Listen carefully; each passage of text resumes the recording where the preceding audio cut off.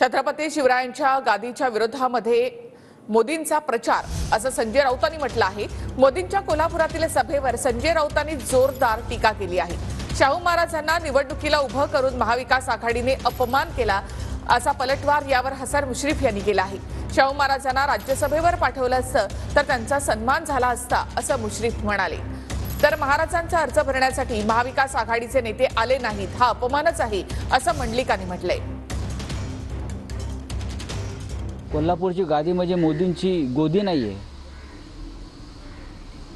मोदी बसतात ती गादी नाहीये, ही छत्रपती शिवाजी महाराजांची गादी आहे। भारतीय जनता पक्ष त्या गादीचा अपमान करत आहे। मान ही गादीला आणि मत ही गादीलाच आहे।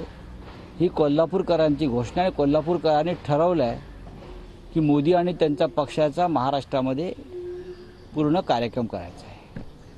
भवानी माता ही छत्रपतींची कुलदेवता, महाराष्ट्रांची कुलदेवता, त्या कुलदेवतेवरच तुम्ही आघात करताय, शिवाजीवर आघात करताय आणि परत शिवाजी महाराजांच्या गादीच्या विरोधामध्ये प्रचाराला येत आहे। वास्तविक आमच्या छत्रपतींचा फार मोठा अपमान या महाविकास आघाडीच्या नेत्यांनी केलेला आहे। वास्तविक राज्यसभेच्या परवा निवडणुका झाल्या, राज्यसभेवर पडलं असतं तर त्याचा फार मोठा सन्मान झाला असता।